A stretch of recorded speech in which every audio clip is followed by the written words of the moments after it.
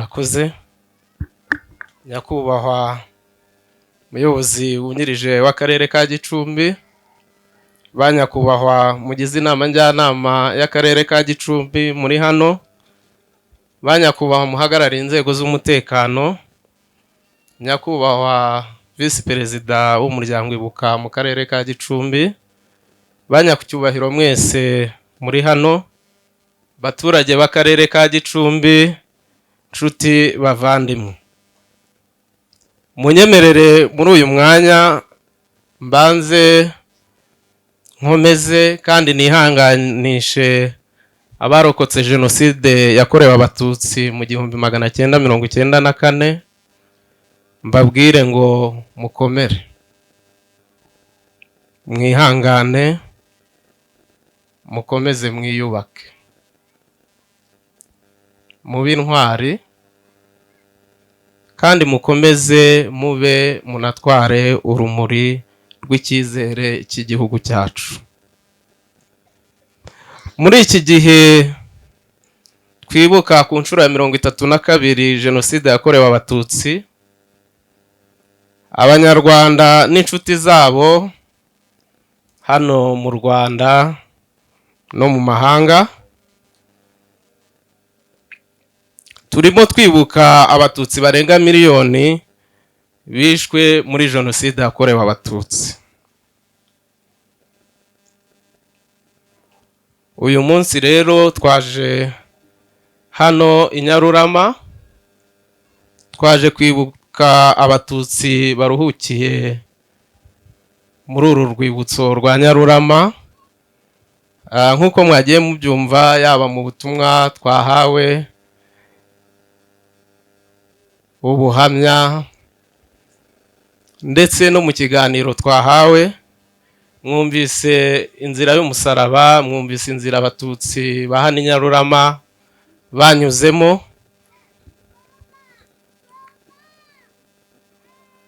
Twaje rero kugira ngo twunamire abatutsi baruhukiye muri uru rwibutso kandi twihanganishe abatutsi barokotse,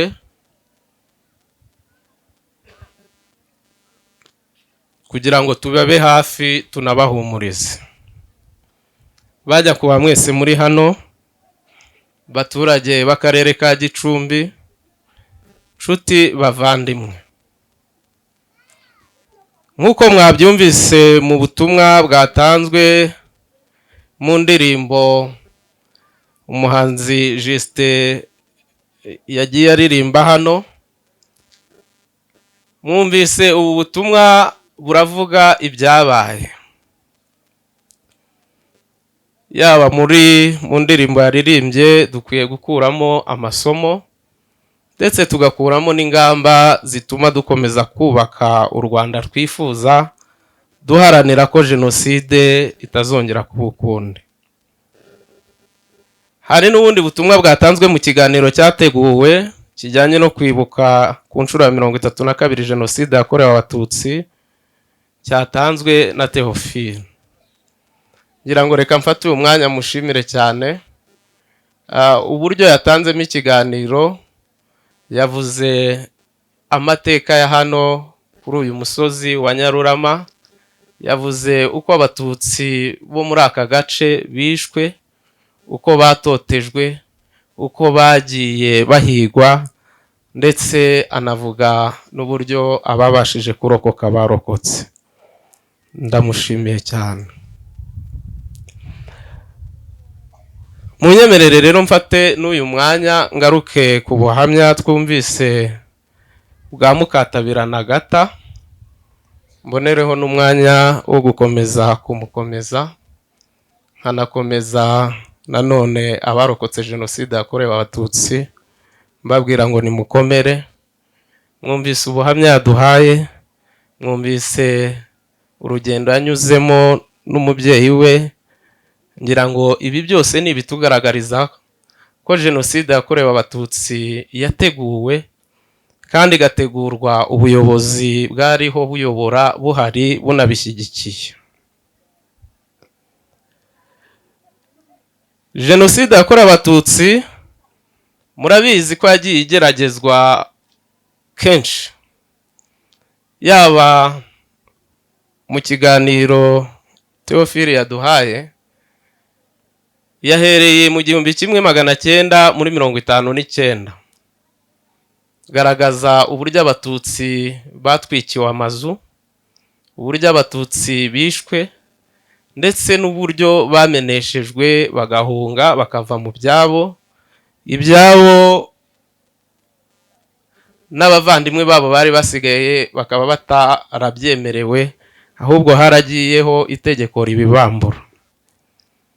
Ngira ngo murumva ko jenoside yakorewe abatutsi yarateguwe koko, hereye mu 1959, yaba Agata yaduhaye ubuhamya, na nyuma yaho muri 1962, 1963 banyakubahwa mwese muteraniye aha, ugakomeza muri za 1973. Ibyo ni ibimenyetso bigaragaza ko jenoside yakorewe abatutsi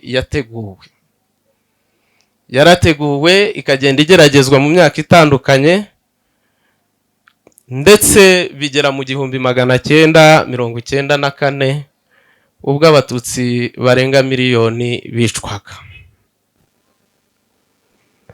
Muri uyu mwanya ndagira ngo mbabwire ko jenoside yakorewe abatutsi yateguwe igashyirwa mu bikorwa, ibihugu bikomeye byo ku isi birebera, ndetse n'imiryango mpuzamahanga yarareberaga, kuko nta kintu yaba ibihugu yaba imiryango mpuzamahanga bakoze kugira ngo bakumire cyangwa bahagarike jenoside yakorerwaga abatutsi. Nagiraga ngo mbabwire kandi ko jenoside yakorewe abatutsi yahagaritswe n'ingabo zari iza RPA Inkotanyi, yabaye RPF Inkotanyi, zitanze zitizigamye mu rugamba rwari rukomeye, ziritanga, zigira indangagaciro Inkotanyi, ziraza zihagarika jenoside, zibasha kugira abatutsi zirokora.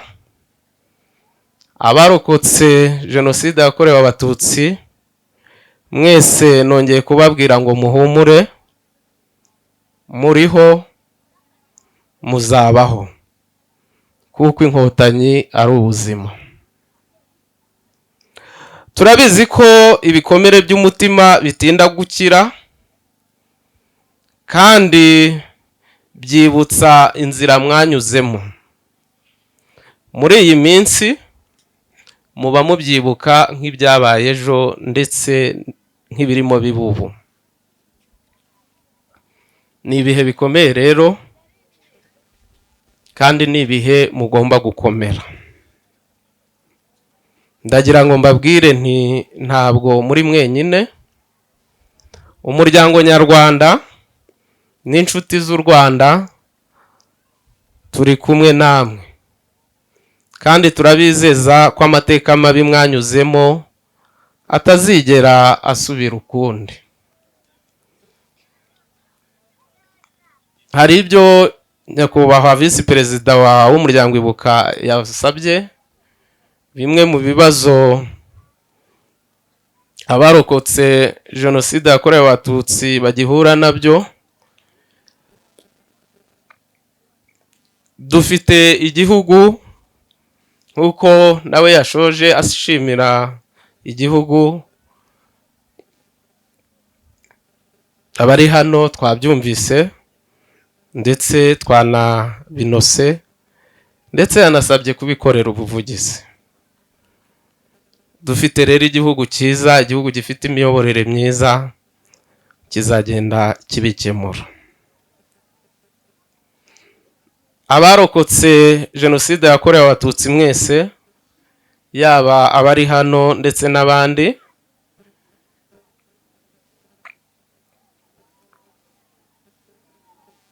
mukomeze kurangwa n'ubutwari, mwihangane, kandi muzirikane ko u Rwanda rubakunda ruri kumwe namwe.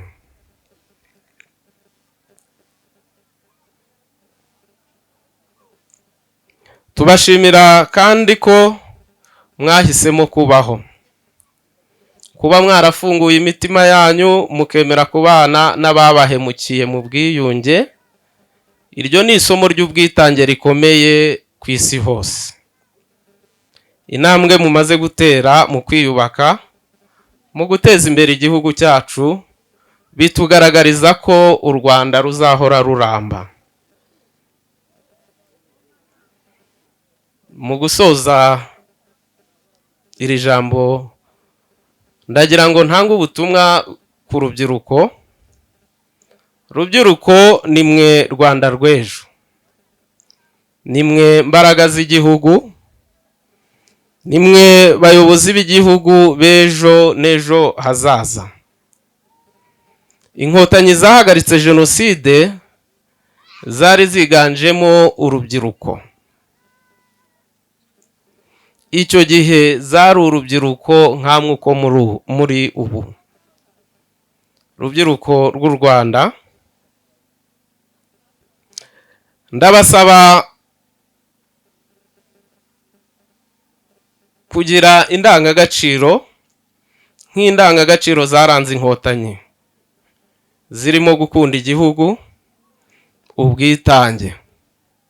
Izo ndangagaciro rubyiruko dukwiye kuzigiraho kugira ngo zidufashe kurwanya ingengabitekerezo ya jenoside ikigaragara, ndetse n'imvugo zihembera urwango zikiri mu karere igihugu cyacu giherereyemo.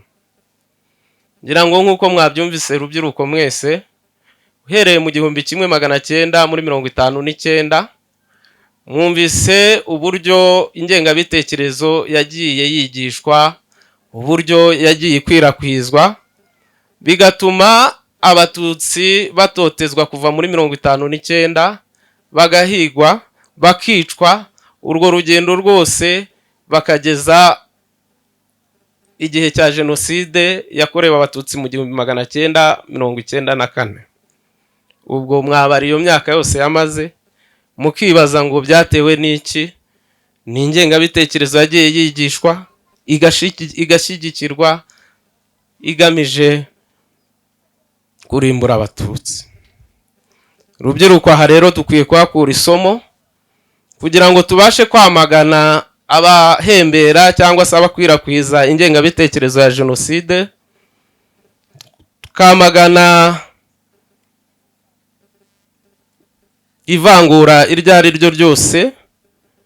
Ndetse hari n'uwakomoje ko ku mbuga nkoranyambaga, kandi turabizi ko urubyiruko dukunda kuzikoresha, hakigaragara ingengabitekerezo ya jenoside, hakigaragara abavuga abagoreka amateka y'igihugu cyacu, hakigaragara abapfobya jenoside yakorewe abatutsi, ndetse hakigaragara n'abagifite imvugo z'urwango n'iz'amacakubiri.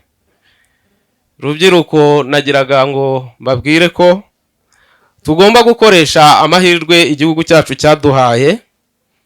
Kuri izo mbuga nkoranyambaga turiho, tukavuga, tukandika, ndetse tukasakaza amakuru y'ukuri avuga ku mateka y'igihugu cyacu. Ndabasaba kandi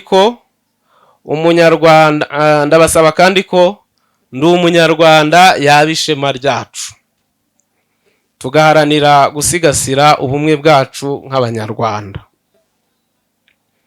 Dukwiye kuvuguruza kandi abagoreka amateka y'igihugu cyacu, tugaharanira ko jenoside itazasubira ukundi mu Rwanda rwacu no ku isi yose. Dusigasire ibyagezweho, dukomeze twubake u Rwanda rwacu twifuza. Banyakubahwa muteraniye hano, nshuti bavandimwe, uwaduhaye ikiganiro yagarutse ku mategeko y'igihugu cyacu.